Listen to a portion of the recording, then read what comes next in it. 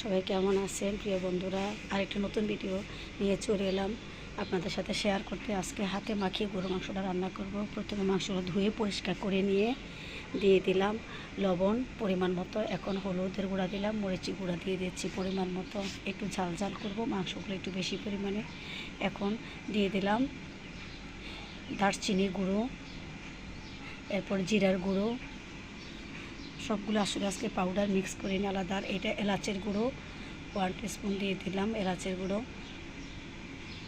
এখন দিয়ে দিলাম সব রকমের গরম মশলাগুলা, যেখানে জায়ফল, জয়ত্রী, স্টার, কালো এলাচ মিশানো 1 চামচ।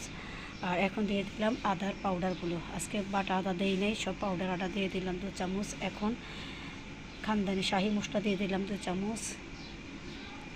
সব কিছু দিয়ে এখন সরষের তেল দিয়ে ভালো মতো কিছু সময় মেখে রাখবো। পরিমাণ মতো তেল দিব, একদম বেশি তেল দেব না, কারণ রান্না যখন বসাবো তখন আবার তেল দিলাম। আর লাস্টে দিয়ে দিলাম আমি তাজা রসুনগুলো গালচাতে সুন্দর করে থেতো করে নিয়েছি। একদম সবগুলো তাজা মশলা দিয়েই, কারণ তাজা গরু মাংসটা এভাবে রান্না করলে ভালো লাগে। তারপরে একটু পাঁচফোড়নও দিয়ে দিলাম, দিয়ে আবার একটু মেখে ভালো মতো মিশিয়ে মশলাগুলো তেলে মশলা মেখে একেবারে রেখে দেবো রেস্টে কিছু সময়ের জন্য। তারপর পেঁয়াজ ছেড়ে দিব মাংসগুলো। এভাবে রান্না করতে আপনাদের কার কার ভালো লাগে? ভালো লাগলে লাইক কমেন্ট দিবেন।